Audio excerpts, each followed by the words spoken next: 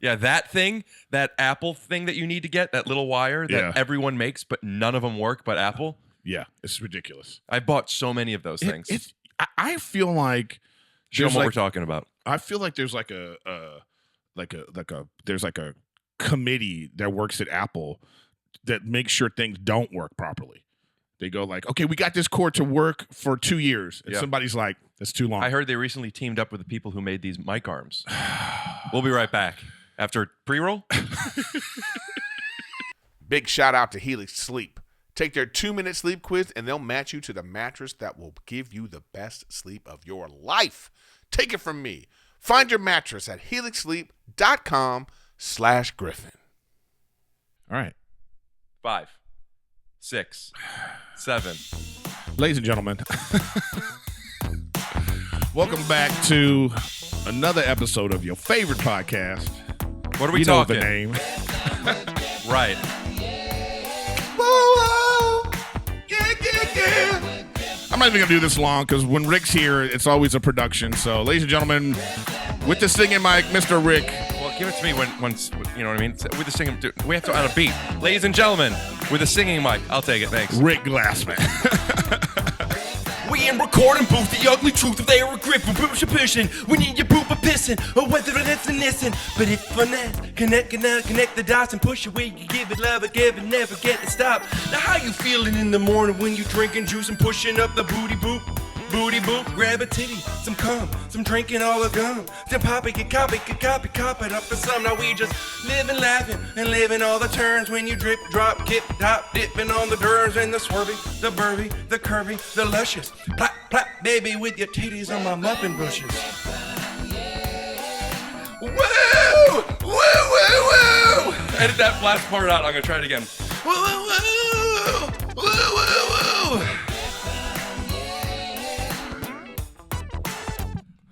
Okay. You invited your Postmates driver in? Yeah. Rick Glassman back on the podcast. Welcome, Rick. Wow, I got such an adrenaline rush. I haven't performed in so long. I feel like that when I go to karaoke. I want to go up to the mic and be like, "It's good to be back, everybody." Let's give it up for the DJ, such and such. Give me that in G, please. Go down one octave on that. You know, people that take karaoke way too serious. Do you go to a karaoke place that lets you transpose the song like that? Well, you could just tell them. They can bring it down? Every karaoke machine has like, you just go up an octave, go down. They all can do it. They just don't want people to know because there'll be assholes like me that are like, okay, let's do it again, start over. You know what I mean? It's kind of like how Chipotle doesn't advertise they do a quesadilla, but if you know, you could just ask for one. Chipotle does a quesadilla? Whoops. Yeah, you know, all those places have secret menus. Oh, yeah. Like In-N-Out. What's the In-N-Out secret? You know, well, it's not a secret anymore, but it's like, animal style and all that kind of stuff. Oh, all that is supposed to be a secret. Yeah, Taco Bell has, like, they have things, too. So, like what? I don't know. I don't eat that shit anymore. Yeah, I just got to get better mic stands. I'm just going to get better mic stands. I don't know what I'm doing. It's just really annoying. I want to get better mics over here, too, because I have a really good one over there, but it's all expensive, and sometimes you're just like, I don't know.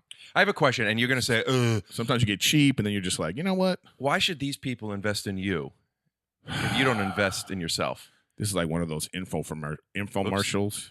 Yeah. Like, I can see you doing that. It's like, the commercial would be like, make money at podcasting. Learn how to make money at podcasting, but you're not actually making money at podcasting, but you're making money telling people how to podcast. Yeah. You have a yacht. There's it's like Betty in a bikini. You know what I mean? I really don't want to do this, Rick. I'm telling you about it. Who's going to be You need people to think we own this yacht. My dad's right, really good it'd be at funny it. in the middle of the commercial, somebody's like, "Hey, get off my yacht!" Another unsatisfied customer. 2 minutes, bro. We're almost done. We're just doing a guerrilla shoot. My dad's been helping me when I'm at home with my ads, and he is such a salesman. He goes, I don't know. I mean, I guess it doesn't matter if I put this on your thing. Yeah, right? it doesn't matter. We'll just cut to a clip. Yeah. God damn. Is this out tomorrow? It's out tomorrow, Not dude. enough time? I'm doing all that Okay. stuff. The last time you were on, I was like, okay, now I got to do all this stuff. And you were like, oh my God, you had so many. I'll never forget that. There was so many things and snaps and all this stuff. And I was just like, I can't do this again. Another day in the office. But listen, I've noticed that I go on other people's Wait, by the way, is this too much candle? Because I could turn it off. Well, it's just freezing in here, so I'm using that for warmth. It's turned down, dude. It's still on. I know, but it'll turn off and you're going to be all sweaty. When I go on other people's podcasts and I bring a little of my creative flair, I notice that the next episode or two later, they kind of adopted some of it. So I like who? Everybody. Like who? Give me some specific examples and we'll cut to those clips. No, I don't want to do that. Oh, because there's no clips? That's what I'm saying. Are you serious? I mean, I have this. I mean, I'm really putting this out there, but I have this idea of.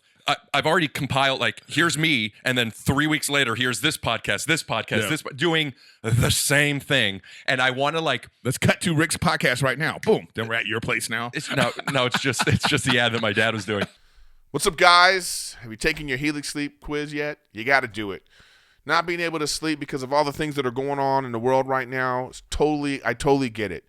You're stressed, your anxiety... Sleeping is important, and you may not be getting a great night's sleep, and you think it's because of those things, and that's partly the reason, but what's not helping is your old-ass mattress. Get off that old mattress. It's time to get a new one. People don't even realize how important it is for your best sleep and how it affects your body. Helix Sleep has this 2-minute sleep quiz. You complete it. It matches your body type and sleep preference to match the perfect mattress for you. Everybody's unique. Everybody's got a different body style. Everybody sleeps differently. I'm a side sleeper. I took the quiz. It matched me with the perfect mattress. Now I sleep way better. I totally feel the difference. So make sure you check that out. If you sleep on your side, your back, your stomach, maybe you move around, you toss and turn all night. And this is like, it's so funny how we don't even think about how the mattress affects this. So if you're looking for a mattress, take the quiz, you order the mattress, and it matches to you, and they'll drop it off at your door. Shipping is free. Helix is awesome, and don't even take my word for it. They were awarded the #1 best overall mattress in 2020 by GQ and Wired Magazine. Go to helixsleep.com/Griffin. Take their 2-minute sleep quiz, and they'll match you to the customized mattress that will give you the best sleep of your life. Helix is offering up to $200 off all mattress orders and 2 free pillows for listeners at helixsleep.com/Griffin. Is there anything interfering with your happiness? You're stressed, you got anxiety, you got some personal issues? I'm recommending therapy, man. Therapy helped me. I worked on boundary issues with therapy. Therapy, it doesn't solve your problems. It's not a magic pill. Therapy helps you organize your thoughts. Therapy helps you recognize and pinpoint the causes of your feelings with a professional who recognizes these patterns. A therapist will say, oh, you know what, this is because of this, this, and this, and it'll help you think about it. Then you'll be able to maybe overcome those things because you now have a better understanding of what's going on with you. All right, and BetterHelp is all about that. You'll get timely, thoughtful responses. Plus, you can schedule weekly or video or phone sessions, all without having to sit in front of some uncomfortable waiting room. I can't stand that. When you're in the waiting room and you feel crazy, they take that out of it. It's very comfortable. The service is available for their clients worldwide. They're experts in depression, stress, anxiety, family conflicts, LGBT matters, if that's your thing, self-esteem, trauma, sleeping.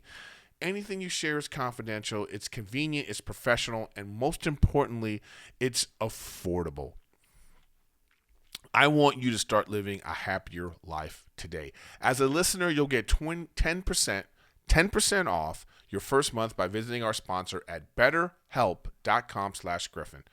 Join over 1 million people who've taken charge of their mental health. That's BetterHelp, HELP.com/Griffin for 10% off your first month.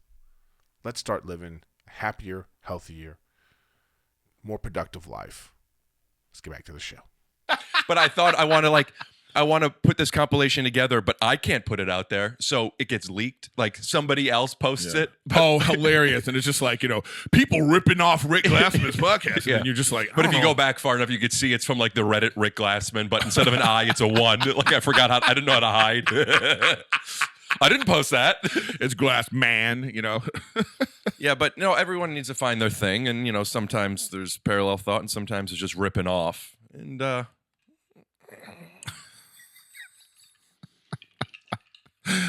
it's not like I'm saying nobody was selling mattresses until me. I'm just saying the animation and the this and the these. But you know what they say. What do they say? Flattery is what is it? Is sometimes it's not good enough. Yeah, thieving is the best way to, like, sometimes you're not doing good enough and you steal from other people. I don't know. Can people actually? I wonder if there is a thing where people are mad at other people. Actually, I've actually heard this. I was talking to a female podcast host. Can I get a blanket? You're so stupid. That was you talking to the female podcast host?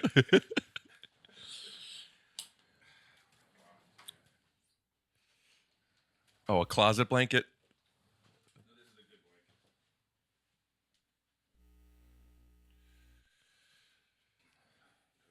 Where is it? You selling these? No. This is a wrap gift? I should. Thanks. An ex got me that. Oh. So it's only to keep you warm now. So Rick has a blanket. Yeah. Eric so has an ice box. So they were. She told. I'm not gonna say who, but she was telling me that she did some segment on her podcast, and then another female podcast host hit her up like, you're stealing my essence. Like, that's what I do on my thing, and I just go, dang. Like, there are so many podcasts. Like, how can you think you're original? Sure. Same with stand-up. Like, there's so many different ways to do premise. But also, sometimes, sometimes I know what you're saying. Like, you know it when you see it. You know when you see it. You know what if I explain it to you, and you know it if it happens right after you. It's just no. But you watch somebody's podcast and they're going like this. All right, guys, we're gonna cut to this, and they do this instead of this, and they go. Yeah, and then you try to confront them. They're like, Rick, I clap. We changed our podcast to the Wash Your Hands podcast. It's not the same. Well, no, you're right, and that's why I'm not talking about it. But we all know.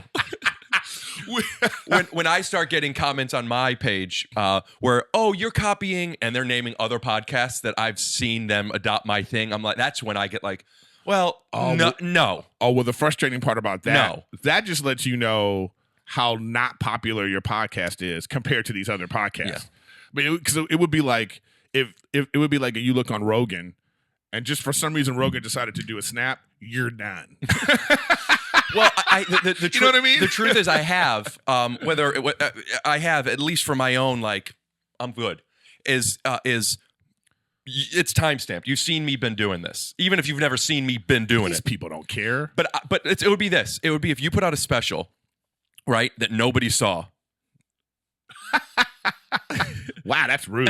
And then a couple years later, Rogan does a special and does a bit. You know what? That was the highest rated special when that came out that year on Showtime. I was just joking. I've seen it. I love it. It's hysterical. See what he does to me? But go on. And then Rogan does that your bit, and then people see that clip, and they're like, oh, Eric stole it. But anyone can be like, look at the date. I know, but they still do that. It doesn't even matter. But that doesn't bother me. You know what? I know what you're saying, but it doesn't. It bothers me. But I was gonna say it has to bother you because, like, okay, because I have a real world example. I used to, before I was gonna do my last special, American Warrior, I was gonna I had, like, you gonna take those off? Or what? Just for a minute, it hurt my ears. Just take them off. You don't need them. Just keep talking into the mic, like how you doing, like this. Yeah. I'm just gonna keep this so I can keep track of the sound because I don't have my guy here today. So I was doing this joke, and it was about, I made the reference Banana Gate in the joke. I made the reference, and I was doing it for a while, preparing. And then Chappelle came out with a thing. One of his specials came out, and he said the same phrasing, And then the next day, like, Adam Egan at the Comedy Store was like, yo, man, did you see this thing? Because he knew I'd been doing this, right? And I saw it, and I was like, damn, there goes that. Yeah. You know what I mean? Yeah, it's there's a real, like, you don't have to use them. I prefer it, especially because the way this is set up, a lot of you're talking like you're not looking at me. Mm-hmm. So, but when I could hear in my ears, it's not as distracting. Oh, I got it. Does that make sense? Yeah. I'm not really. I'm yeah, I know. But, like, watch this. I get you. Yeah. But what I need to do is, like, eventually I'm going to get another camera. We'll figure it out. But for now, we're doing like this. When you I almost want to I really want to. Well, I can't move the room around. I'll figure it out. Boy, what do you want to do? I don't know, because I'm thinking if I put it in this corner instead, so I have a chair coming this way and a chair going that way, so then we're already sort of facing each other. Then the camera, I don't know. Yeah, but then you need so there would be 180. It would basically be our side profiles like this. Yeah, but I would still have a camera coming straight on. You know, and then another camera. Figure you come on my podcast, all of a sudden you want more cameras. I know. I was the first person to do the multi. What are you, Desi Arnaz? All of a sudden. Good, and good for me for knowing what we're talking about. Do you know Andy Kozel? Yeah. You don't, but he's we refer to him, at least we used to, as the best couch comic. Have you ever heard that term? I hadn't until him. No, what does that even mean? He's the funniest guy in the room when you're in a room. Is he? I've never experienced that. He's hysterical, but it's saying not that he's not good at stand-up. I think he's funny on stage, but he's the type of guy that's when people say, "Oh, I could do stand-up. I make all my friends laugh." Yeah, he's the guy that makes all his friends laugh. He's the guy that does that in a room full of comedians. Oh yeah. He's on the couch and he's just kills. Got you. And wait, what were we just talking about? Is it a room full of comedians that Before that, what did you say? I don't know. I forgot now. We were talking about something. This is what happens. We have to this is why you know what we Desi need? Arnaz. Yes. You know what we need when we do our podcast is a court reporter. Yeah, I know. I've thought about it. You know what I mean? It's my idea. No, bitch. I said it first. Timestamp it. Sometimes I will be I think I've done this with you. Sometimes I'll be no, we'll watch it back, but we don't really get to watch it back a lot of times. So what I do is I then show the audience what it was, and then when we come back, I have us do 2 takes. Oh, you were right, or see, I told you. Right. just in case. Yeah. Oh man, that's just so much. I want to. Well, you know what? You should film just one time. You should film the guy that edits for you. You should film him watching him looking at all your notes. Yeah, and just him just being fuck, Rick. I've done I've done for my Patreon. I've done that kind of stuff with my animator and just all the notes and how many veins we could have because it's on the dick because it's too early. And pooping's funny, but I didn't ask this person and they open their mouth. But maybe if we just make it piss, it's less, And he's yeah, that makes sense.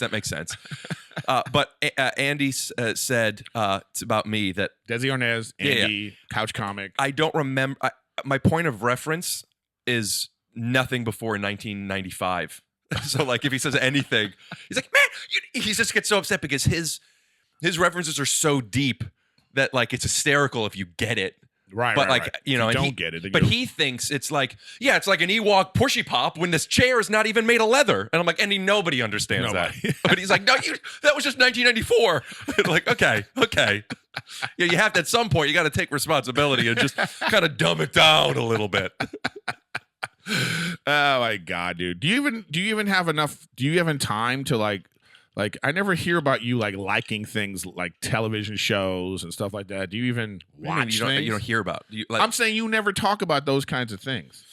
You ever do you watch TV shows from beginning to end? I mean, when I'm not working on the podcast, that's all I do. I mean, oh, really? Yeah, all I do. What are you watching? Right now, I'm watching Only Murders in the Building, the new Apple show with. You watch Apple shows? Wow. Is it Apple or is it Hulu? I think it's Apple. Yeah, it's with Martin Short and Steve Martin. Oh, I heard about this. It's supposed to be really. I saw them on Real Talk with Bill Maher.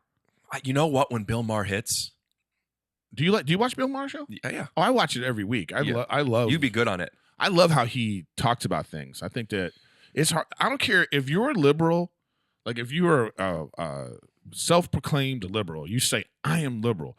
Once you get over 50. Or get around that time, it's hard to be okay, not have some middle conservative leanings just because you're making your own money, and especially somebody that's wealthy. Also because each generation, and I don't know much, so at least the past 3, the new generation of liberal is way further away from what we grew up with. Oh, you know what that so happened? Him, I think it's even too. Right, you're right. You know what? That's a great point, Rick. I think because you can see that too. Because when these people talk about, some people talk about Ronald Reagan, that era, and it's way less conservative than say George Bush. And, but even though people, but then you get into the Reaganomics of it all, and then it's. I know, but there are some things that are similar. Because they're still conservative. But I'm just saying, he was way more when you look back on it, you're like, well, this is probably more Yeah. left leaning than on that side. Yeah, You know everyone's what I mean? trying to get away from their parents' generation. Yeah. And if you're left, you just go more left, and if you're right, you just But it can kind be of stay either, there. I think it can be either way. Is what I'm saying. Sure. You Yeah, know? But anyway, getting back to it, I love that. I love what, and they were on that show. I don't remember what we were talking about. Who's they? Steve Martin Right. and Martin. I Martin watched Short. a 7.5 minute monologue, not monologue, it was a closing rant, but monologue, that he did. It was on cancel culture, but it was all on the stage of Matt Damon. Did you see that? No. Because Matt Damon's got in trouble again recently for admitting that he stopped using the F word. Oh yeah, I remember that. Yeah. And he just goes on for 7 minutes, and and you could put in any cancel culture thing into this, but it's really Matt Damon. He does this with clean water and feeling Matt Damon. It's just like, man, he loves Matt. I mean, I love Matt Damon No, too. I don't know if it's about him loving Matt Damon so much. It's about it's just yes, but also if you watch it, you think he really loves Matt Damon. who doesn't? But also, it was like, it's fucking Matt Damon. I caught a clip of Chris D'Elia's podcast, and he was talking about Matt Damon too, and how he was talking about it. But I could tell it was like personal to him too, like just about everything that he's dealt with. But I think he was saying, "Well, you know, oh my It's God. freezing in here. It's freezing. So in you're here. gonna melt the mic?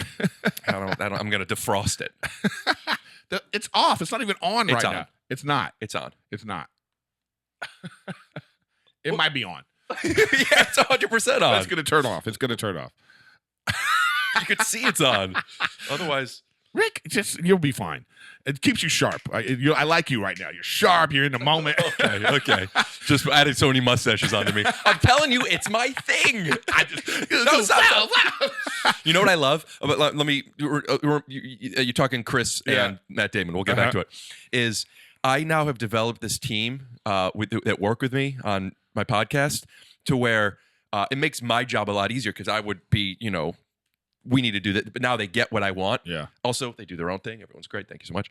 But also, it now gets to the point where the shorthand is it's usually you, but when somebody does this, we just know, just put in Tom, my animator. Sorry, Tom, you know the drill. it's just, and he just then, and if there's, anyway. Something's flying on the person's face. Well, this is usually just mustache stuff. I just kind of got into this. What a weird shorthand. You know what's been happening now that I've been leaving the house since my podcast came out is I'm getting recognized. Like, I've never been recognized before. Mm-hmm. And even when you were on an NBC show, no one recognized correct. you? The amount that I'm recognized from the podcast, which isn't even, doesn't touch what Undateable was. And with my mask on. And there was a guy who I saw yesterday. He goes, it was so sweet. And it was like, yeah, but in his defense, your masks say Rick Glassman, TYSO. yeah, how will they know it's me? I'm also wearing the 6 lead merchandise. Yeah. It's just a white mask. For some reason, you're carrying a rug. For some reason.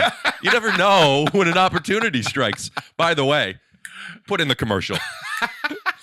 So, and he says, I don't know if you got my message, but I DM'd you. I thought it would be cool if you started selling mustaches for merch. I'm like, I get why you're saying that. I don't know where I would go. And also, I don't want to be the mustache guy. It's just, you do something and then it happens. Yeah. Like my mom calls herself a queen because she's a black woman, Your Jewish mom's a black woman now? She has, and I mean this, Does she watch Empire? Is that like, you know what I mean? Because that's usually how it starts. Let me tell you what Cookie. She sells perfume and she just talks about everyone's smells and she's putting lotion on them. She's just big into lotion. Yeah. She has black woman energy. I got it. And so cultural appropriation, but go on. They took it from my mom. Okay. But there are more black women than there are of my mom, so nobody knows that. But timestamp it. Timestamp. My mom was doing it first. My mom She was doing lotion way before. Look at nobody was putting covers over their couches before my mom. So stupid. You met a fan, mustaches, go. My mom. So now my mom. Everyone gets my mom stuff that says Queen. Because my mom liked Queen stuff. So now everything in the house is gifts of Queen. Like, somebody. Oh, your fans are sending your mom? No, I'm saying when somebody knows of a surface level character trait of another person. Oh, Eric loves snakes. So every birthday, I don't know what. Let's not put that out there. Eric loves to be miserable. But like whatever the thing would be, I don't know. Do you have a thing? I used to be like Teenage Mutant Ninja Turtles and skulls. I used to love skulls. So people would always get me skull keychains and stuff. Oh, right. After what? Sometimes you just go, damn, I wish I would have said something else. Like Bitcoin? Yeah, Yeah, because then you become this thing. I'm the cash guy. Yeah. When I went to Caroline's with you, Caroline's? Yeah. Caroline's, I yet to had discover the double-sided mustache sticky tape that shout out to Taron Killam from SNL. He knows all about mustaches. Because you were wasting your mustaches. And they're $5 a pop. I get good mustaches. Yeah, and you were like, I have to throw this away. I was like, why? Why don't you just reuse them? You didn't say that? Yes, I did. Well, not to me. Yes, I did. Well, I'm still Taron. That's why you're bringing it up. But no. But I used to, just my mustache budget was through the fucking roof. I was spending $40 a weekend on mustaches. All right, Chris, Matt Damon, mustaches. I don't even remember now. Oh, yeah, I remember. But he was just making a point about, so here's Matt Damon. He's like trying to grow, So he's grown. He's saying, I'm not doing this. And he's still getting canceled. You know what I mean? It's like, so what do you want him to do? Yeah, Matt Damon, the way that Bill Maher said it was, where, he was late to the party. We could say, welcome, come on in. Yeah. Or we could say, I got here before you, die. And it was just like, well, that's so funny. Yeah. Like, just say, he's here. Yeah. So he suffers from that issue of not being born perfect and not realizing that he could change. Realizing he can't. That was the monologue. Yeah. Well, I guess everybody was talking about it like that. But that's when I saw it. But I thought it was also personal to Chris just because he was like, hey, look, you change. You try to grow and people don't let you. Yeah. You know what I mean? That's why you just got to just do it on your own, dude. If you want a blanket, ask for it. Yeah. And you get it. I don't know. It's just weird. I don't necessarily care about, like, I used to be like really, because of my age, you want these people that's like, sensitivity, everybody's so sensitive, and all this kind of stuff. And I realize it's like, what we're talking about is like generations change and they like, they do what they do. You know what I mean? Yeah. I have been getting sensitive on podcasts. Not that I do it much, but intentionally, just talking about this subject matter. I'm always, whenever I tune into a podcast. You know what? I totally get what you're saying. But I'll just end it like this because I agree with you completely. And that's what ends up happening. People go, oh, they're talking about sense. And that's because my point about it is just. I feel that way when I listen. Simple point I'm trying to make is that we're all sensitive. And I think that, so I don't mind when people are sensitive. I just think it's just how they weaponize it. But for me, it's like, because I think comedians in general are super sensitive, hypersensitive. Yeah. I think we're hypersensitive people. Yeah. You know what I mean? And so, so there's the thing with that. All right, button on that. So we're done with that. So you say you're watching, what's the show you watch that show? And I'm also watching 9 Perfect Strangers on Hulu, Nicole Kidman and Bobby Cannavale and Melissa McCarthy. Oh, I saw, I love Melissa McCarthy. Like anything she's in, I'm going to watch it. I think she really, I just find her, it's like her and Jet Li movies. I could see that. You know what I mean? See that, yeah. So if I don't know what it was. I loved Jet Li Both movies. have good tits.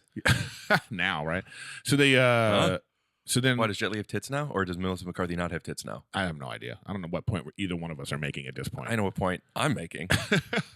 But I just you have your thing. There's I don't know what your thing is, but for me, I have a thing. So for a long time, I would, when DVDs were a thing, I would just be whatever Jet Li movie comes out, I'm getting that DVD, and I'm just gonna Romeo Must Die and all these movies. I love all that shit. But Melissa McCarthy, same thing. Anything she's in, I'm like, let me check this out. Even if I don't like it, I always think she's great in anything. I agree. One of those people for me is if Bobby Cannavale's in it. Who's that? He's married to Rose Byrne, which I think is a cool connection because Rose Byrne and Melissa McCarthy are always in comedies together. You know him if you saw him. Yeah, that's why I'm gonna look him. I fell in love with him in the Paul Giovanni indie wrestling teacher lawyer comedy drama Win Win. Do you remember that movie? Did you ever see it? Did you find him yet? Oh, this guy. Yeah. He's put it up so you don't have to edit it in. He's so. Did the audio go out, or is that just my headphones? Did your audio go out? Yeah, I don't hear it anymore. What? What did you do? I'm sitting here with a blanket. I can still hear it. What? Hello? Yeah, it's working now. He's so good. He's so funny and charismatic Yeah, and he's like good a good actor. Yeah, he always plays like he's good at playing like a bad guy. You know, he's always a bad guy. I get that he's played some bad guys, but I've discovered him where he's always like a little bit of a buffoon, not a bad guy. Or he's like the boyfriend that's getting cheated on, or he's like this lovable something that you're just like, come on, man, you could do better. So lovable. Yeah. Here's So he's your guy. You like all his movies? He's not. If I had to pick one, I don't know if it's him, but when I see Bobby Cannavale's in it, like I want to see that. Okay. Win-win. I'm telling you guys, because a lot of people I've recommend that movie a lot don't know about it. Win-win. It's so good. I'll check it out. Paul Giamatti plays this wrestling coach in a high school. He's also a lawyer, and they're not doing well financially. And this kid, I don't want to give too much of the story, but like this kid comes in and he's this amazing wrestler, and Bobby Cannavale is just his rich friend that wants to teach and coach wrestling too. So it would be like if you were a wrestling fan and got the opportunity to go in the WWE. It's like what Ron Funches is doing. Yeah. Have you seen what Ron is doing? Yeah. He's like actually Yeah. being thrown in rings and stuff. It's nuts. And he's just like this enthusiastic, stupid, funny. Anyway. That's good stuff. I don't know. I just like I don't know if I like the binge watching part of it, and then I find myself not being able to stop. Like I started this series on on Showtime with Bryan Cranston called Your Honor. And then I it's already been out, and I started watching it, and then I couldn't stop. And so I watched And you don't like that? 10 episodes. No, I don't like it because I actually I want to live in the story for a little while. So you want a week to week. I like week to week. Even that feeling of anticipation of being upset that I can't watch it is the same energy, and you're just like, oh, and you wait for it. But then you kind of get to know how it's to me. I feel like it's hard to get to know the characters or really delve into the story when it's already done. I mean, Game of Thrones, those kinds of shows. I mean, if Game of Thrones was a binge watchable in a way like that, I don't think it would have been as big. I think you needed that time. You needed the anticipation. But you could get that. You could get that time season to season. You know, like it's still 8 years. I still don't think that. I disagree with you. I don't think so at all. I don't think it's the same thing. I don't think any binge watch show like that, like it gets big and then it just tapers off. Well, because for Game of Thrones, I didn't start watching until season 4, and I love binge watching the first 3.5 seasons. I understand because it's already going. Because the point that energy was, I need to catch up. I love this show, and now you want to see where it goes. I don't know. I think there's a lot of shows I've started watching on Netflix, and I just kind of have an idea of the show. I can like when you watch a show like Game of Thrones and you're watching it every week, you kind of get to know all the characters. You kind of like also the way they tell the story. They give an episode to an ancillary character. No, but still though, I think it has to do with like it being spread out like that because there's a show like Umbrella Academy, and I think Umbrella Academy is great. I auditioned for that. Oh, you did? Yeah. I could see you on there. That was one of the. I was really proud of myself in that audition because I had a good audition. Like when I was practicing, I'm like this is something I could get. Like I brought something to it. Oh, that's good. And I went in and I auditioned, and it was fine. It was fine. You know, it wasn't bad. It was fine. And I walked out, and that was the end of it. And I'm like, fuck. And I'm like, and I went back in. I go, listen, I don't know. Like 5 minutes later, you know, and I was the last one. So they're, you know, shit's closed. And I went in and this is, you know, I don't know, your call. I could do better and I want to. And they're like, do it. And then I went in and I crushed it. And I walked out. I'm like, good for me. Yeah. And then, because you really wanted the story to end with, and that's how I got on Umbrella Academy, and I've been. Well, they wouldn't pay me enough. I turned it down. That's better. I like that. Keep that. Make that reality. That's fun about auditioning because now it's all Zoom or on tape. I hate it. But that in between stuff, when you get to walk in a different energy than the character you're going to bring, so you could really you feel them. Oh, he can act. Yeah. Because when you do a self tape, they just think, okay, this is the person. Right. You know, but I don't. But the only thing is, I feel like self tapes. There's pros and cons. I mean, the pro is you get to do it as many times as you want till you get it right. But you could do that in the casting office anyway. Yeah, but I think that not as many times as you can because you can really tweak it and how you tweak it. that stuff you're doing to tweak it when you're like if you and I are working on an audition, that stuff we're doing to be like, all right, Rick, why don't you do it again? Maybe try it this way. All that stuff that you're doing. Yeah, but that's what you do before you go into the audition. No, I understand that. But what I'm saying is having all that on a self-tape is the pro for self-tapes. Okay. That's a pro for that. Okay. And then, the pro for like going in is, you're getting this, like, you're interacting with them and you're doing all this stuff. But there's a lot of factors that go into that too. I mean, because a lot of factors of like, is this before lunch for them, after lunch? Yeah. Like, where are we in the audition process? Because that's important too. How many people have they seen to know what they don't want, or they could tell you a little cheat? Like, something. don't do this. Yeah, yeah.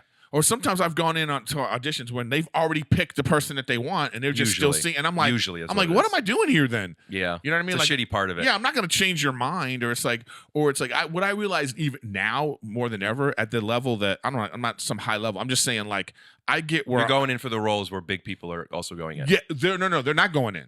See, Right. I'm going for the roles, and they're offering it to these people. Sure. So like it's like I was going out for this one part right now, and they go, wow, they're sending out a big offer for someone. So I go, well, when Little Rail rejects it, can you? Yeah, you told me about that. You know what I mean? Can you like get me in? But it's like, so I know now where it's like our job is to change their mind. So it's like where do you want to do that? Do you want to change their mind by sending a great tape that you've sort of edited? You have the best takes, or is it like you want to change their mind by going? You want to be in front of them and being like, "Yo, what's up? How you doing?" You also want them to get to know you and like you for the next thing. Yeah. So I don't know which one I sometimes I prefer to go in when I feel like I really have a chance, and I always know when that's the case. It's like they give you the stuff on Monday.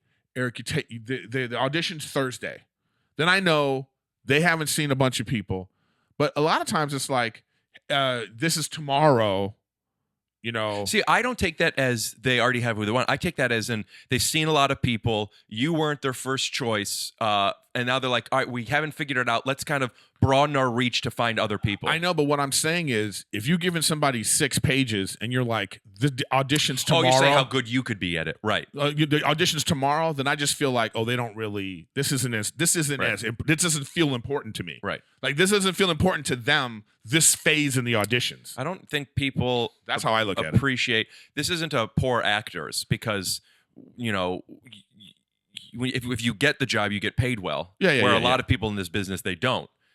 But I still don't think they appreciate how hard it is to like, hey, you're not paying us to audition. Yeah, but I have to shoot this scene. Yeah, and work on it and pay somebody to help me. Yeah, coach me. My friends, shout out to John and Allison, they're writers. It's the same thing. They talk about how many things they have to write for free to maybe get a job on something. But like they put it, we have to learn we have to do a scene. And when it's 3 or 4 scenes and 12 pages, and like you ever go like, I just don't want to do this. Oh, dude, all the time. I feel that way when it's like when I'm saying AC's it's like off. When I say like it's the next day. Just keep it over there for yourself. When it's like the next day, I'm like, what is this? I mean, like I always feel like even commercials, this is a big thing on commercials too, that I feel like it's like, what are you doing? They spend all this time prepping, getting everything ready. They know where they're going to shoot. They have the crew and everything. You're saying when you go in for them. No, I'm saying, they already have all the stuff ready for the commercial to go. And then they take 2 days to book the talent, which to me seems to be the most important part of the commercial. And I just go, wow, I think it's easy. It seems ass backwards. I think it's easy to book. I mean, no disrespect to the commercial game, and not everything's the same, but why even audition? I mean, don't even get me started. It's to make people feel important, I guess. 98% of it is what you look like. That's 98% for commercial. Because if you can't do this, whoa. What great. Like that's the amount of lines for commercial. I don't agree with that. I mean, I think there is some, especially like when you see like a really funny commercial and there's like some great timing that's going what I'm saying. on. For a really funny thing where you got to see comedians and you improvise or whatever, sure. Most of the commercials, I've done a fair amount of commercials. Some of them were funny, bigger line. Most of them are just, I booked a commercial that because they liked my headshot, they thought it was funny. And I didn't get the one I auditioned for, but they put me in for another thing because they're all interchangeable. Yeah. Would you like another taste of this sucker or whatever the fuck? Yeah. They're just anyway. I know what you're saying. I mean, sometimes you get booked. Like if they're gonna, this is what you're trying to say. In my opinion, is like if you're just gonna book me off my headshot, then just do that anyway. Or if you're just going to book me off of one line or usually a facial expression. Yeah. You ever go into these ones where they have so many people so they see 3 people at a time? Yeah. And they're like, you 3 are on the bus and you're standing. And then once the bus moves, be like, oh, so let me see you guys do that. And then 3 of us, oh, okay, thank you. I just did a commercial, and I think What's back it to the for? audition is for IBM, but for football season. I don't know what IBM even sells anymore. So I don't even know what I couldn't tell from the shoot, like, what is this about? Like, I couldn't get a read on what it actually was. Yeah. And the way they were filming it too, they had this robot camera, man. It was crazy. Like this robot was like, and then the camera was like a long cylinder, and it was just right here, and they just go position 1, then it was like they set it up position 2, and then we did 17 takes like this, Mustache. Ah, damn it. I'm gonna send this to your editor. You ever do commercials that don't come out? I've done a few. I've done a commercial where I got cut out of it, and it was really annoying. It was a Super Bowl spot, and you're at the and that's the sucky thing because you're at the Super Bowl party, and it's like And you know it's about to be. yeah, it's like here it is, y'all. Then it's like, okay, I'm coming. Okay, I wasn't in this part. It's coming, and then it's like that's it. And I was like, what? Why was I cut out of that? There's nothing bigger in the commercial game than it's a Super Bowl spot. Yeah, I know. But if you really know, that Because they only play during the nothing. Super Bowl and you don't get the residuals. Well, it depends on who's in the commercial. Like if it's some huge actor in the commercial, that's a kiss of death because they're not paying that guy. They paid that guy the one time. They have we could play it this many times and then that's it. You want to be in one of those ones where I did a campaign for Intel with Jim Parsons, where but I made. Yeah, but he was the Intel guy at that point. Right. He was like in all those commercials. Right. That's different. So he's being paid for the spokesperson, not just the one yes, spot. Yes, Yeah. but sometimes if it's like it's T-Pain or like, you know what I mean? What would be a better... He's good on social media now. Yeah, he's really funny. I played video games with him and on Erik Griffin Gaming. You should get him on this. Yeah, I know. Well, I don't know him like that. Well, that's why it'll be a great interview. Yeah, you're right. T-Pain, you got to come on here.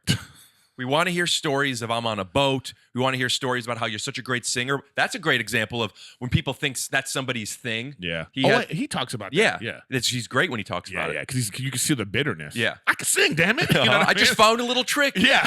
So it's like, it would be like with me doing and whatever and he's going like, and a little trick everybody's doing. Now, he'll say he didn't invent that. Oh, yeah, because that was Roger. But he put it in that, and it's like, we know. You know what I mean? Yep. Computer love. That was way back. People were doing that but he used to have to put something in his mouth. It was like weird how technology has changed. Tell me about it. I don't know anything before 95, dude. But yeah, man, I want to. I like that. I'm going out for a bunch of commercials now, and I would love to just like start booking those things. Those are fun. Do you go out for double scale? Do you insist? I think my people, they do whatever they can, because I remember booking commercials, getting on set. Scale is getting paid just the base amount you can get paid. Yeah, well, but that's by union laws. But I remember booking this one commercial, and I got on set, and the ad people are there and whatever, and the guy's looking at me, and he's like, man, when I saw your headshot, I was like, we got to book him, because he's a Workaholics fan. And you're like, fuck. I know. Then it's like, so I wasn't even, I feel like I wasn't even, so it wasn't even like this great audition that I did. It was like, so that made me feel like, so you wasted everybody's time. Like everybody's time was wasted. Because the guy said to me, he said, I took your headshot and I put it off to the side. I was like, this is it.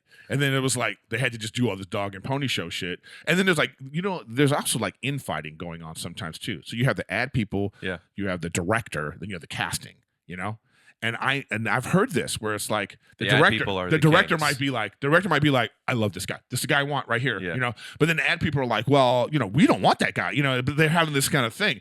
So I remember like a casting person telling me, she was like, Erik, I know you've worked with this director before, but please don't go in there and act like you know each other, And I was like, I didn't get it, but now I got it later, because I remember like, because another time I walked into the room and I saw the guy and I was like, oh, what's up, man? Boom, boom, boom, boom, boom. And then like the ad people were just kind of like, okay. Commercial auditioning is fun though. It is.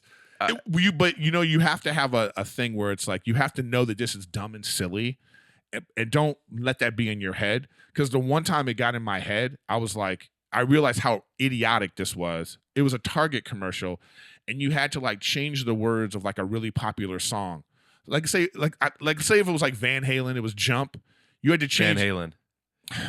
You had to change it to like like it was like pencils. Go ahead and pencil or whatever, Sure. And it was just like as I was doing it, I was like, oh no, this is really stupid. Oh, as in like pride? Like I'm Yes. here in this clown suit? Yeah. I realized I was like, oh, this is really dumb. And I didn't have the energy for Yeah, I heard it. Erik made it in Hollywood. I wonder what he's doing right now. Yeah. Just pencil. yeah, dude. So it was like, but normally I go into these things and I go, what's the joke? Like that's my tip for anybody that's wants to be a commercial actor, or if you go, just look at that page, get the joke, and then just play on that, because then they'll love that. I remember booking this really big commercial because I got the joke and I changed it, and everybody loved it, and I booked the part, and I knew it, I felt it, I was like, oh, I'm booking that, So it's just like but once you go, but if you think the joke is dumb, you can't have that energy. I learned that on Undateable. I remember that where I was so judgmental about the joke because specifically like and you didn't even have a handle on this thing at the time, so that must have really been hard for you. It was when I'm watching my best friends on the show thriving, and I'm at looking back, that was take the fucking job and enjoy it, right? Yeah. And I figured it out before the show ended, but even more so, I'm doing this TV show, this dramedy about autism, and it's the first time I've done something that's not a straight comedy. And during it, there were some choices that obviously I can't make, but in rehearsal when we're being light and just having fun, I'm making these big choices, and they're funny. It's not the tone though. Yeah. And that's when I realized this is how you do a multicam. What I'm getting at is like finding the joke that you obviously shouldn't do, just like I thought I shouldn't do this on Undateable. I was judging this joke. It's the same thing here. I'm making fun of something. Does that make sense? Oh, it makes perfect sense. So instead of being like, this joke isn't good, versus having the mentality of this character thinks this joke is good. That's acting. And but that's, like, don't judge the comedy, live in the character. Yeah. And it's for real. Just be, you know what? And that's about finding out, like, having and this is the hardest thing, is having an understanding of why whatever you're doing what is are you funny. Servicing? Yeah. That's where that's the hardest thing. Got in the way. And I still that still bugs me sometimes too. It really does. Like, because you want to be the scorer maybe, and they're no, asking it's you not to take necessarily charges. that, man. It's not necessarily that at all. Like, it's like this pilot that I did that didn't get picked up, you bastards. But I remember in the shooting of the pilot, and it's like there's moments where it's like, as a comic, you think you have to be big, but it's like a multicam, And I remember the director saying to me a couple times, she said, Erik, don't do this like a multicam, do this like a single cam, And it was like, it was her saying to me, you don't need to be big, you're big. You know what I'm saying? Yeah. Like, don't act big, just, play, because You're big enough. even when I'm like, I'm going to be the funniest thing in this situation, how people react to me or how I'm reacting to them. Just, and so sometimes, you have these moments and you do something. And so I've been doing that. You put a great sentence to it, is just live in the moment of this character. And so that's what I was doing. And then, like, you'd get a laugh or a thing that you go, oh man, I really wish I had a better handle on knowing if I do it like this, people are going to love it.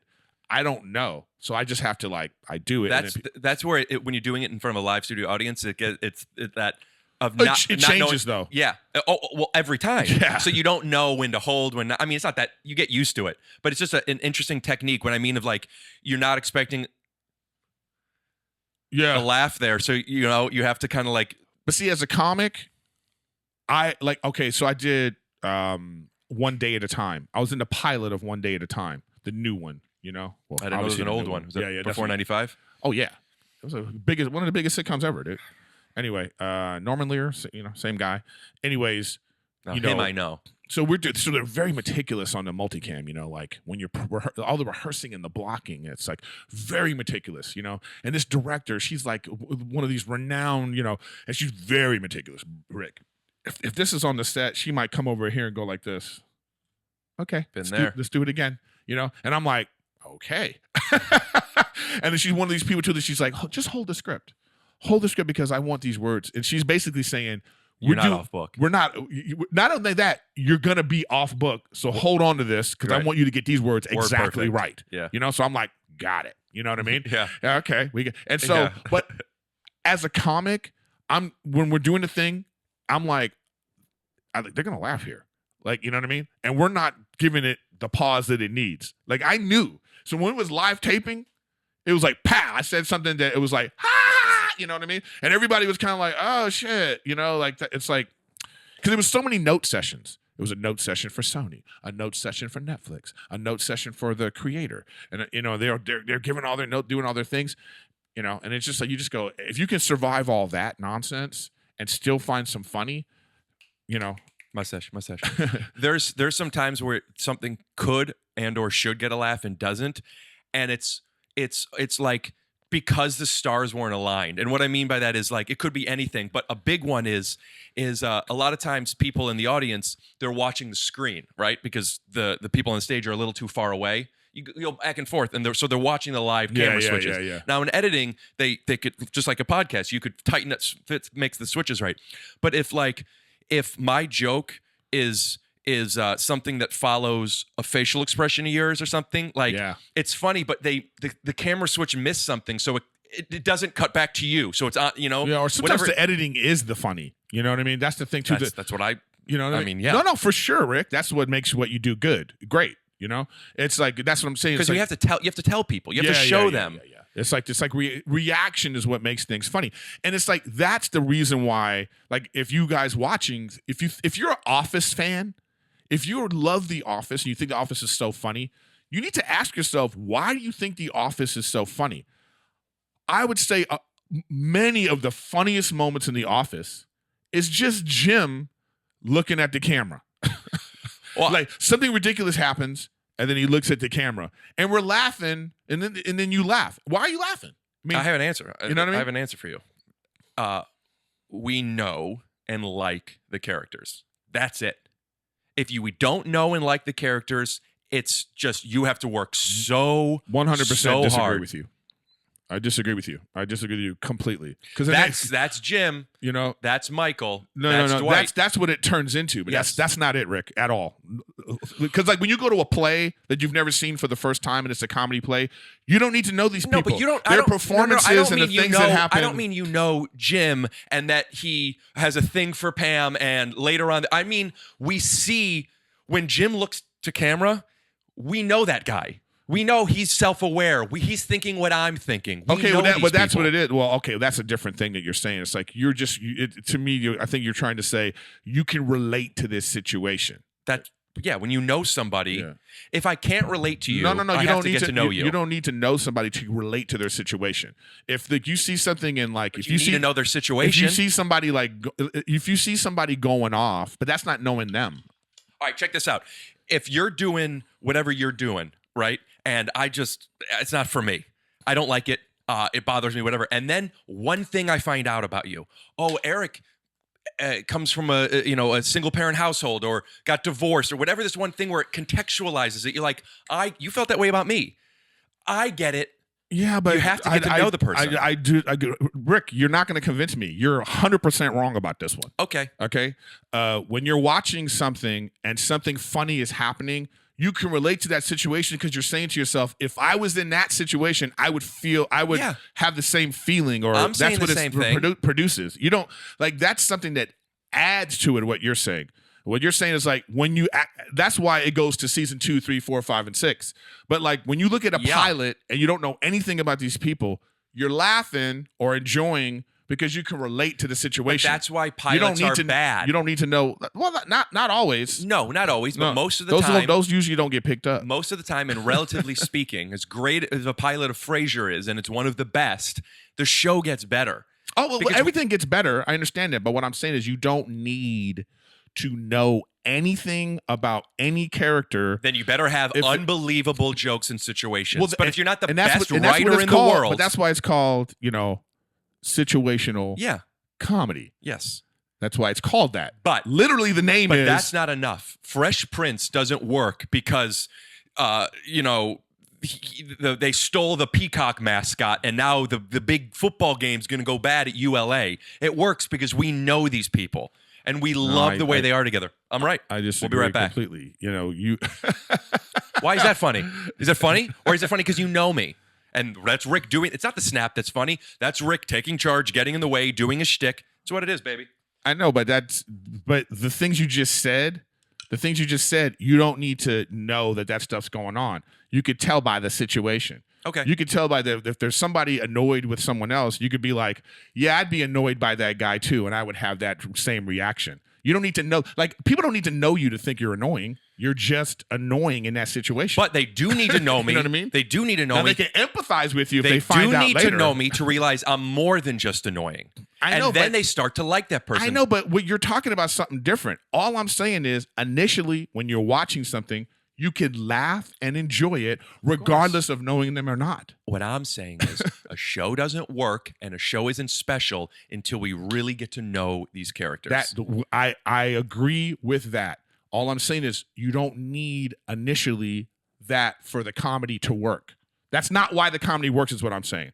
When they were doing that documentary, fake mockumentary thing in these things, you don't necessarily need to know them they get the exposition out. We need to know. We need to know that they're the boss. He's the boss. Yeah, he's the weird. He's insecure. He has a crush on her. She doesn't know. Modern Family, the pilot of that was freaking hilarious. It's like, and you just like, you get the comedy, you get the world, and then after you get to know them, and then that's when it goes 10 years. But all I'm saying is initially with a comedy, even like, when you're doing stand-up comedy. When you're doing stand-up comedy and you go up to, people are like, okay, come to the stage next. And they're like, Rick Glassman. They don't know nothing about you. That's why it's my job and our job to let them know our point of view and things about us earlier on. Well, not all comics do that. Stephen Wright didn't do that. Yeah, but he's just jokes. I know, but that's what I'm saying. What I'm saying is you don't need that for people to tell a story. To be funny. You know what I mean? Tell a story. If you're telling a story, you can still tell a story that people relate to. People can relate to whatever you're saying. We're arguing to argue at this point. No, you are. Okay. You're arguing to argue about what you think makes something funny. And if you think that the initial thing that makes something funny is they have to know the person. Necessary for a television show, specifically a comedy, to work, right? You need to know and care about the characters or it will not work. It takes time to get there, and it's not going to necessarily happen in the pilot. A good pilot, it does. In a good pilot, you find out a lot about it. Or even the first like 3 episodes, you might not know. But anyway, listen, we're not far apart from what we're saying. I'm just telling you, I don't think you need. That's not the reason why in the pilot of The Office you thought the look into camera and all that stuff was funny. That's not the reason. Yeah, there are things that are funny from strangers. I agree. That's exactly what I'm saying. Yeah. All right. That's why I don't disagree with what you're saying, but I'm saying that's not what you need initially. You see, we're on the same page, but you like to argue. Okay. Hey. Now, why is that funny? Because people can be like, yeah, I've been with a friend who, like, when we're having an argument, he makes me feel that way. They don't need to know us to know that. I would say that because of that, they do know us in that moment. They know us in that moment.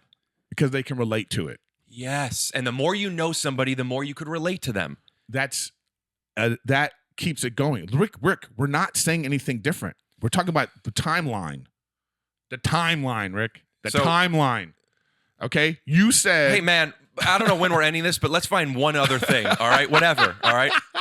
I'm saying what makes a show special, not the only way to get a laugh. What makes a show special is us caring about these people. I agree. That's it. I agree. Great. But we started this by talking about why is this funny? And you said, because they know him. And I'm saying, no. Okay. That's not the initial reason why they thought this was funny. Okay. You don't need, you know what I'm saying? Okay. That's what I was trying to say. Okay. If you were saying like, why was episodes 3 of season 8, why was that funny?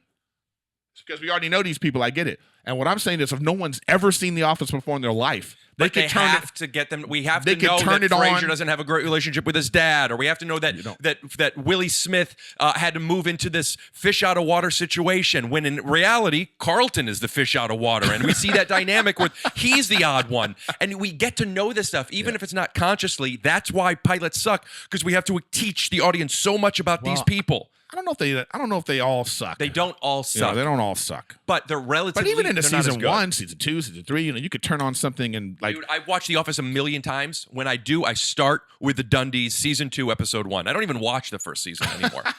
Why? The first season is great. There's some funny stuff in it, but they didn't find it till the Dundies. I disagree. I thought the first season was so fantastic. When they play basketball, that's a funny. There's a lot of funny bits in it. Yeah, the episode is freaking hilarious.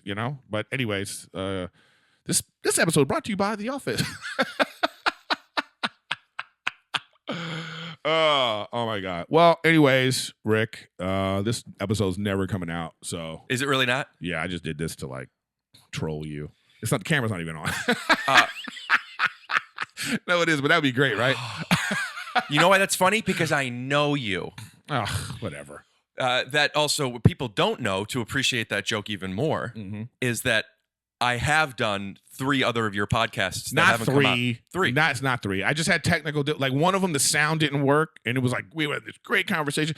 It was during the pandemic when I was trying to figure out how to do the Zoom shit. I get it, man. Now I got it figured out, but now you're here. Yeah. So it sucks because I have all this great setup now for that. I even figured out how to get the Discord in now and get it all, you know what I mean?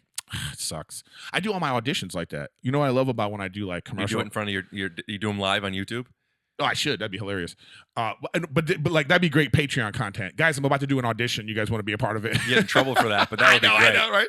So so sometimes I do my I sit there and I'll because I ask them, do I need to be standing up or whatever for this? And they're like, no, this is like a thing you need, So I have this setup, and they always mention it. They're always like, wow, what you got going on there? Blah blah blah. And it's like, I even feel like when I booked this pilot, I did everything was Zoom, So I was doing it. I had the setup. I had a lav mic on. I was like, and I think it was just kind of like, it's going to look better than whoever's doing it at their with their stupid camera. And that matters. I believe it matters. Yeah. I agree with you. I believe it does matter. So, but anyways, Rick, I always, we're just always, there's always going to be, I count this as like a crossover episode. I think our episode, by the way, comes out, a week from today. Okay, well there you go. You'll see. This is Sunday. We recorded this. It's coming out tomorrow, Monday. But like all of our podcasts, between Take Your Shoes Off and Riffin with Griffin, it's just one big continuous thing that we just gonna continue to do until we're sick of doing podcasts or the next medium comes out and the kids are like, podcast? You're still doing podcast? It's like radio. Remember when people were doing nobody does radio anymore? I don't. Was that before 95? Yeah, I used to call into radio things all the time and try and win stuff. Can't really do that. I used to call into sports talk radio shows all the time. Did you ever record them?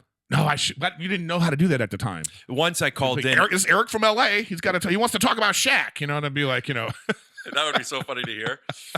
I have recorded. I mean, I don't still have, but I remember I called in. I had this 90210 boombox that this girl that loved 90210 got me in school when you exchanged gifts, or not a boombox, just like a little radio with a cassette player in it. And I was at my grandma's house, and I was listening to something, and it was during the holidays, and Angry Santa. It was like one of these radio things. You want to call in and talk to Angry Santa? It would be you. You would be Angry Santa.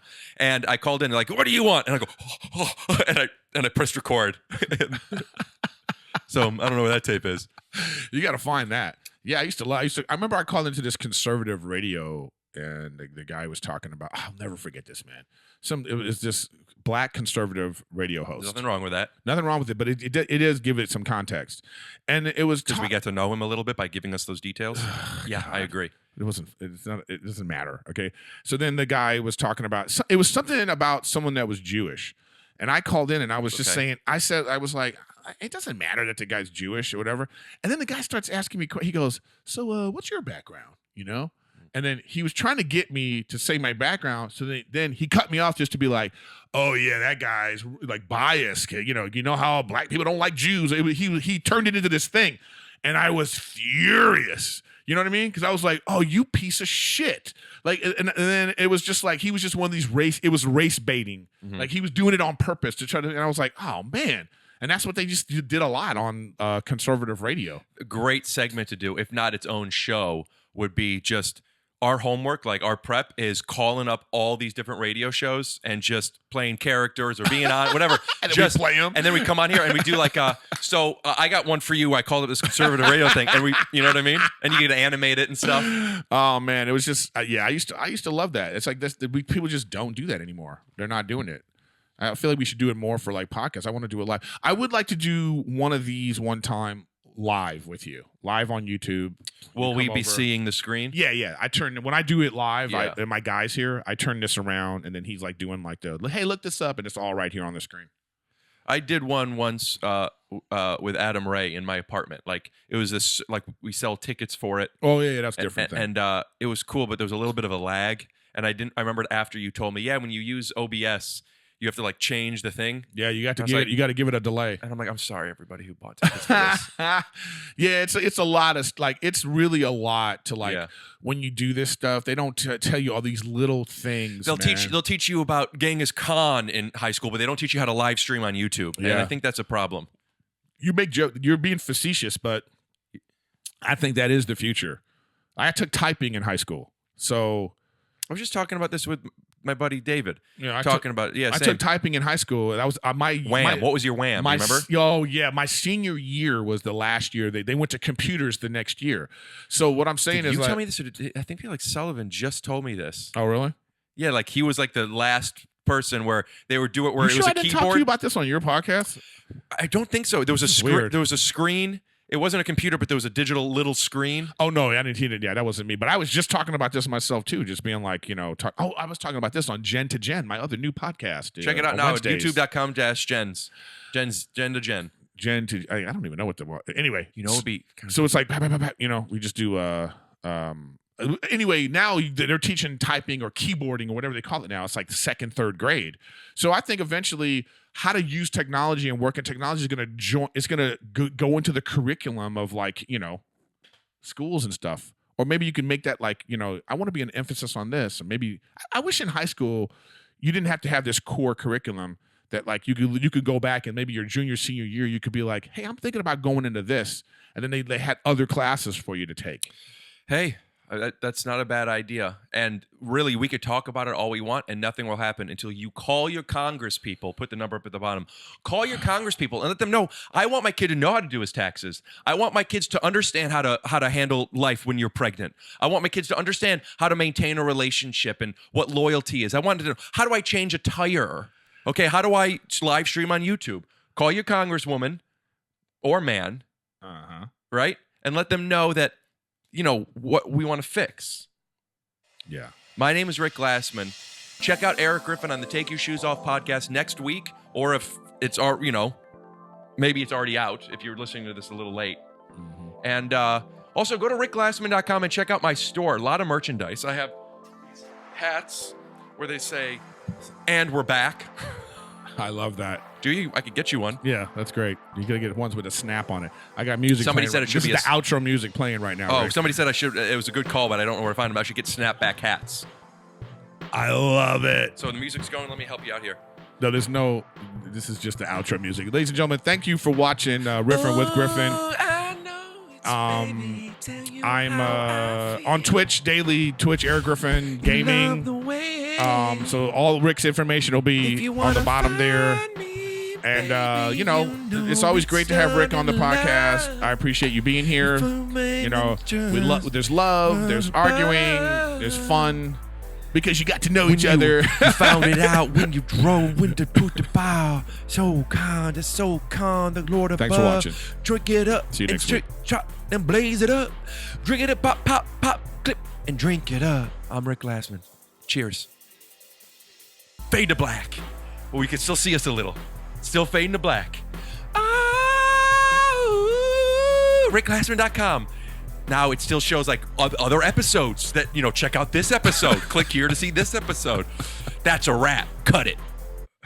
Brilliant.